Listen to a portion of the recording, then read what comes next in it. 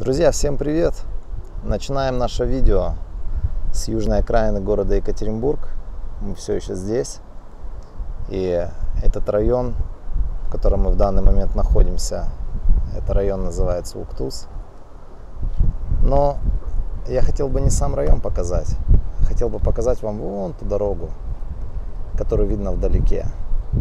Эта улица называется Щербакова. Эта улица, которая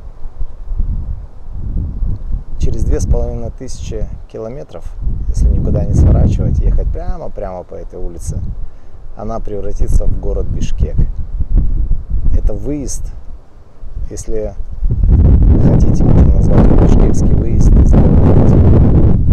Вот мы до сих пор находимся в России, мы до сих пор находимся в Екатеринбурге.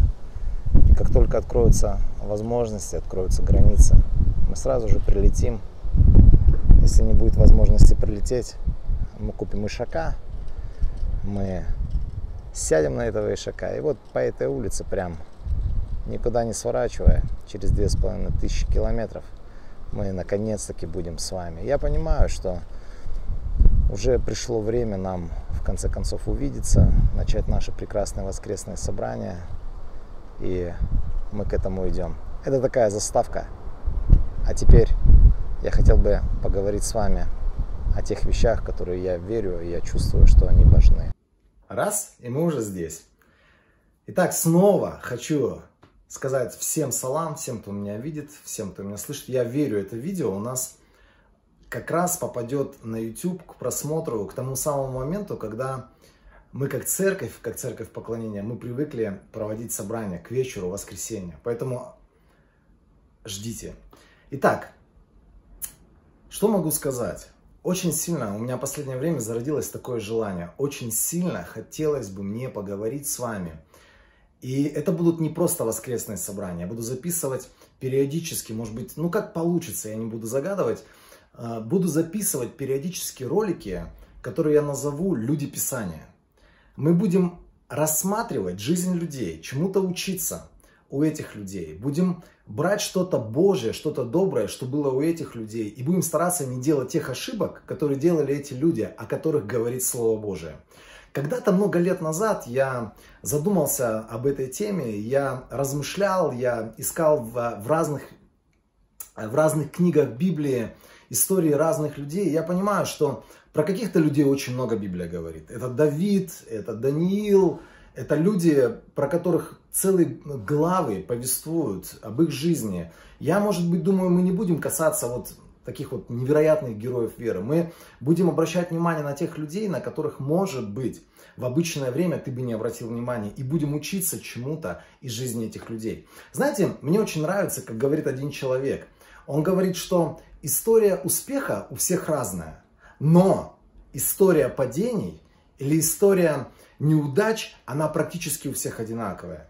И, как этот человек говорит, мудрые люди, они наблюдают за поражениями, скажем, за вещами, через которые другие люди упали, и они чему-то учатся, они делают какие-то выводы для того, чтобы самим не пойти этой дорожкой. Итак, история успеха у каждого из нас индивидуальная, но история поражений или история падений, она практически везде одинаковая. И мы будем смотреть в том числе на людей, которые попадали в проблемы, которые попадали в поражения. И сегодня я хотел бы начать эту серию уроков или эту серию проповедей. Я не знаю даже, как это будет выглядеть, уроки, проповеди, может быть, это будут беседы. Я вообще очень сильно хотел бы, чтобы это у нас было что-то интерактивное, чтобы вы, может быть, в комментариях писали, о каких людях вы хотели бы поговорить, о каких людях вы хотели бы, может быть, услышать следующую нашу передачу, следующий наш видос. Пишите в комментариях, не стесняйтесь.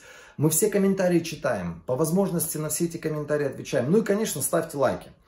Потому что нам необходима ваша поддержка и знать, что вы смотрите, знать, что вы с нами, знать, что вы тоже вместе с нами, во всяком случае в интернете. Итак, сегодня я хотел бы, чтобы мы посмотрели на историю одного очень удивительного человека. Это книга Судей. Мы вообще из книги Судей возьмем несколько персонажей и будем говорить об этих людях. И один из самых известных, наверное, людей, про которых книга Судей рассказывает это человек по имени Гидеон. Израильтяне вновь стали творить зло. Это книга Судей, 6 глава, с 1 стиха. В глазах Господа. И он на 7 лет отдал их в руки мадианитян. Мадианитяне так угнетали их, что израильтяне стали делать себе укрытия в горных расселинах и укреплениях в пещерах. Всякий раз, когда израильтяне сеяли, мадианитяне, амаликитяне и другие восточные народы вторгались в страну. Они разбивали у них на земле свои лагеря, губили урожай до самой Газы и не оставляли Израилю никакого пропитания. Ни овец, ни волов, ни ослов. Они являлись со своим скотом и шатрами, словно рой саранчи. А людей и верблюдов было без счета. Они вторгались в страну, чтобы опустошать ее. Израильтяне так обнищали из-за мадианитян, что воззвали Господу о помощи. Вообще очень интересная книга Судей. Это история людей, которые следовали за Богом, имели благословение, отступали от Бога, у них начинались бесконечные проблемы. Нищета, нужда, угнетение. Как только они начинали вопить к Богу, как только они начинали обращать сердце свое к Богу, от Бога приходил ответ в виде людей, которых Он избирал, которых Он находил для того, чтобы через них сделать определенное действие и освободить Израиль. Знаете, сегодня наша жизнь, она подобна тому, что происходило в Израиле в те времена. Как только мы куда-то уходим налево от Господа, начинаются проблемы. Как только мы начинаем жить своей собственной жизнью, по своему собственному взгляду, как нам кажется правильным, мы начинаем делать какие-то свои поступки, мы перестаем, может быть, водиться Богом, перестаем общаться с Богом, перестаем в партнерстве с Богом, в конце концов, созидать свою жизнь, мы собираем кучу проблем. Как только мы обращаемся к Богу, Бог начинает открывать нам, что нам необходимо делать, чтобы эти проблемы решать. Но мы сегодня не об этом. И вот, когда израильтяне воззвали к Господу из-за мадианитян, Он послал им пророка. И этот пророк их увещевал, этот пророк их обличал. Этот пророк говорил им о том, что все беды и все проблемы не из-за Бога и даже не из-за мадианитян, а из-за вас самих, потому что вы оставили Бога Всемогущего. Но милость Господня в том, что Бог снова прощает, Бог снова возвращается к своему народу. И 11 стих. Повествование начинается так. Ангел Господень пришел и сел в Офре под дубом, который принадлежал Авиезериту и Аашу. Его сын Гидеон молотил тогда пшеницу в давильне, чтобы укрыть ее от мадианитян. Когда ангел Господень явился ему, он сказал: «Господь с тобой, могучий воин». «Но, господин мой, — ответил Гидеон, — если Господь с нами, то почему же все это случилось? Где же все его чудеса, о которых нам рассказывали наши отцы, когда говорили: разве Господь не вывел нас из Египта? Нет, теперь Господь оставил нас и отдал в руки мадианитян». Тогда Господь повернулся к нему и сказал: «Иди и спаси своей силой Израиль от руки Мадиана. Я сам посылаю тебя». «Но, владыка, — спросил Гидеон, — как мне спасти Израиль? Мой клан самый слабый вроде Манассии, а я самый незначительный в семье». Господь ответил: «Я буду с тобой, и ты сразишь всех мадианитян, как одного человека». Гидеон ответил: «Если я нашел у тебя расположение, то дай мне знак, что это действительно ты говоришь со мной. Пожалуйста, не уходи отсюда, пока я не вернусь и не принесу свой дар и не предложу его тебе». Знаете, история с Гидеоном начинается с чего? История с Гидеоном начинается точно так же, как она начинается с каждым из тех людей, которые приходят к Иисусу Христу. Она начинается с того, что Бог избирает человека. Евангелие от Иоанна, 15 глава. Иисус очень четко говорит своим ученикам: «Не вы меня избрали, я вас избрал. Я вас нашел и поставил для того, чтобы вы шли и приносили плод. Плод, который будет пребывать. Плод, который станет смыслом всей вашей жизни». Я хочу тебе сказать, из истории этого человека одна вещь, о которой никому из нас никогда нельзя забывать. Ты не просто случайность. Ты не просто человек, который однажды стал ходить в церковь. Ты не просто человек, которого однажды соседи назвали: «О, это баптист, он там верит в какого-то Иисуса». Ты не просто человек, который однажды понял, что спасение через Иисуса Христа. Ты человек, которого избрал Господь. Ты избранник Божий. Ты не случайность. Ты не какая-то ошибка. Еще в веках, когда тебя не было, ты был задуман Богом. Так говорит апостол Павел в послании Римлянам.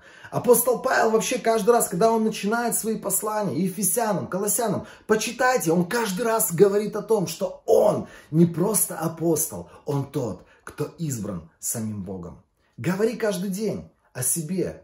Не то, что ты маленький в своем роду, не то, что ты самый младший в своей семье, не то, что ты немощный, и ты чего-то не можешь, у тебя что-то не получается. Говори то, как Бог смотрит на тебя. А Он говорит: ты человек, которого я избрал для особенной миссии, для того, чтобы ты прожил полную жизнь, для того, чтобы эта жизнь была наполнена божественным смыслом, чтобы этот божественный смысл совершился в твоей жизни. Знаете, Гедеона Бог нашел и избрал для того, чтобы избавить целый Израиль от рук врага или от лап врага. Бог тебя для чего-то своего избрал.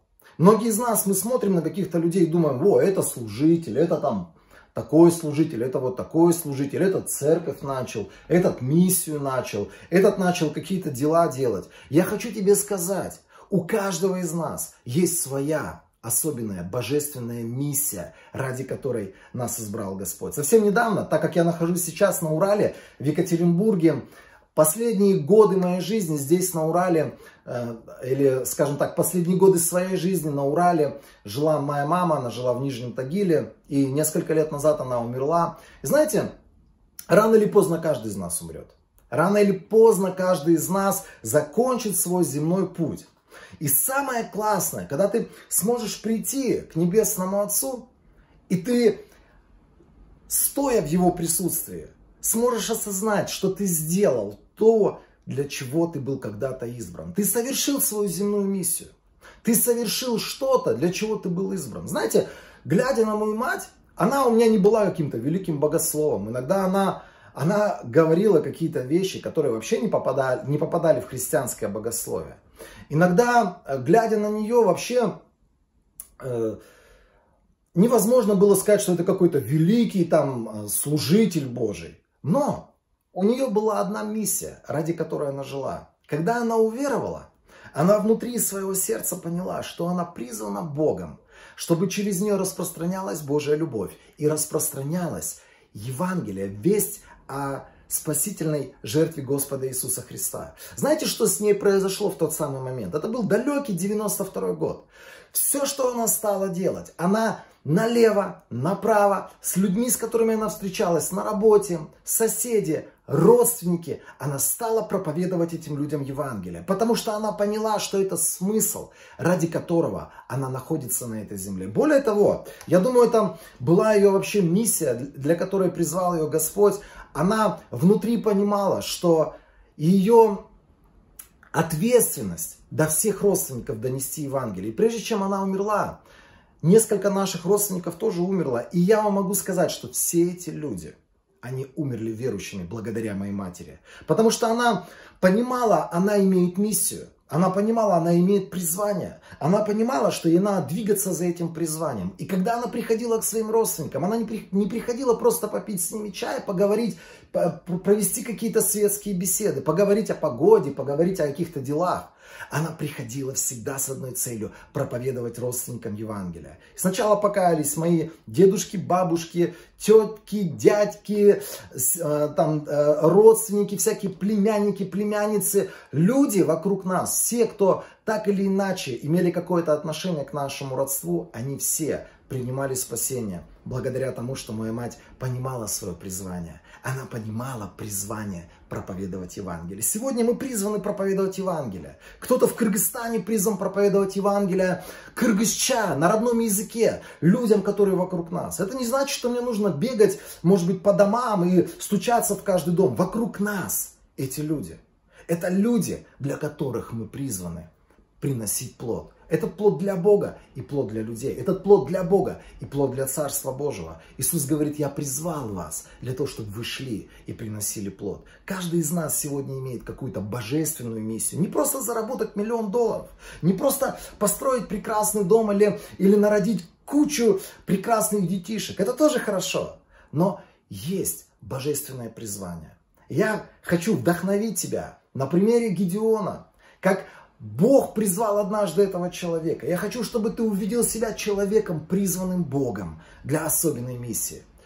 Молись, спрашивай Бог, какая моя миссия сегодня, что я могу сегодня делать. Знаете, одно дело, когда ты просто сидишь и слушаешь меня и мечтаешь, что моя миссия это влиять, моя миссия это созидать Царство Божие. Другое дело, это послушав меня сегодня, воскресенье, 2 августа 2020 года, встать и пойти, и начать двигать эту миссию. Встать и найти каких-то людей, на которых ты можешь сегодня влиять. Одно дело, когда мы сегодня, знаете, мы много чего знаем. Мы знаем, как выгонять бесов. Мы знаем, как исцелять больных. Мы знаем, как проповедовать Евангелие. Мы знаем, может быть, даже как созидать церкви, как проповедовать людям в церквях. А другое дело, встать и идти. Я хочу вдохновить тебя сегодня, дорогой человек. Ты призван Богом для того, чтобы идти и приносить плод. Евангелие от Иоанна, 15 глава. Господь говорит, я призвал тебя для того, чтобы ты встал, для того, чтобы ты пошел и приносил плод. Найди от Бога понимание своей миссии. Увидь сегодня от Бога тех людей, на которых ты сегодня можешь повлиять. Увидь сегодня от Бога тех людей, которые нуждаются в тебе. И начинай что-то делать. Одно дело, когда мы сидим, мы смотрим хороших проповедников. Сейчас у нас вообще такое время, когда мы слышим Слово Божие благодаря интернету. И знаете, мне так смешно, когда люди слушают Слово Божие. Они слушают то, что проповедуется из Слова Божьего. Но у многих есть такое понимание, я вот с этим не согласен. Или он с тем я не согласен. Знаете, Бог не сказал свое слово, чтобы ты был с ним согласен или чтобы ты не был с ним согласен. Бог сказал свое слово для того, чтобы, услышав это слово, ты пошел и ты начал делать вещи, соответственные этому слову. Есть какие-то вещи, с которыми ты согласен. Иди и делай. Ты согласен с тем, что церквей мало. Иди и начинай новые церкви. Ты согласен с тем, что мало людей, которые знают Христа. Иди и проповедуй людям Христа. Ты согласен с тем, что очень много больных людей. Иди и делай. Иди и исцеляй этих больных людей. Возлагай на них руки. Одно дело знать. Другое дело начинать что-то делать. Итак, Гедеон, он понял что-то о своем призвании. И знаете, в его жизни было несколько моментов. И эти моменты были связаны с его призванием. Первое, что Бог ему сказал: сегодня иди и разрушь все эти места идолопоклонства в своем городе. Вторая вещь, ему надо было потом сразиться с мадианитянами. Знаете, это было его призвание. Это были вещи, к которым Бог его призывает. И сразу же, если вы будете продолжать читать эту историю, там просто еще одна глава есть. Я не буду все сегодня читать. Но я вам могу сказать, сразу же, когда Гедеон услышал о своем призвании, он столкнулся со словом, которое состоит из 4 русских букв. Из 5. Страх. Первое, когда ты понимаешь свое призвание, когда ты понимаешь, что ты не просто ошибка, ты от Бога человек, ты человек с небес, ты имеешь божественную миссию. Второе, прежде чем исполнять свою миссию, ты столкнешься со страхом. И с этим страхом тебе придется сражаться. Когда Бог ему сказал, иди разрушь жертвенники, иди и разрушь те места, на которых израильтяне поклоняются идолам, он не смог это сделать днем, потому что страшно было. Но надо отдать должное Гедеону.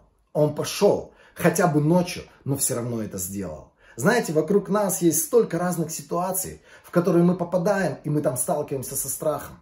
У нас, например, сейчас такое время, когда, может быть, мы встали перед вызовом, финансовым каким-то вызовом, и мы получили от Бога идею. Мы, может быть, получили идею о том, как перейти в торговлю в интернет, но нам страшно начинать. Может быть, мы получили слово, что кому-то надо проповедовать, или за кого-то нужно помолиться, за какого-то больного. Нам страшно начинать.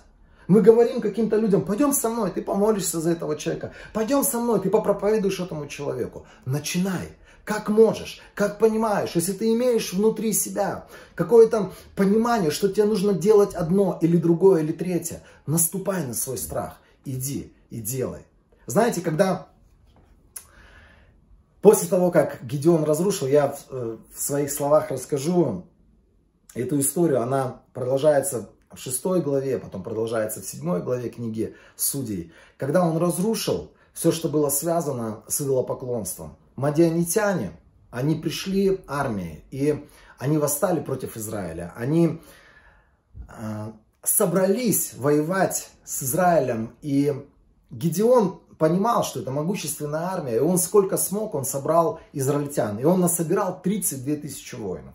Это 7 глава, это история этой удивительной войны, которую вел Гидеон. Библия говорит: Гидеон и все его люди, 7 глава с 1 стиха. Рано утром расположились лагерем у источника Харод. Лагерь мадианитян находился к северу от них, в долине, рядом с холмом Море. Господь сказал Гидеону: воинов с тобой слишком много. Иногда у нас есть определенная сила, на которую мы уповаем. Иногда у нас есть определенные ресурсы, на которые мы уповаем. Иногда мы думаем, вот деньги нам помогут, вот связи нам помогут. Знаете, вот, а иногда ничто не поможет. Иногда мы должны научиться полностью зависеть от Бога. И вот здесь Бог учил Гидеона полностью зависеть от Него. И он говорит: воинов с тобой слишком много. Я не стану отдавать мадианитян в ваши руки, чтобы Израиль потом не мог гордиться передо мной, будто его спасла его собственная сила. Объяви воинам: всякий, кто боится и трепещет, пусть уходит домой и оставит гору Галаад.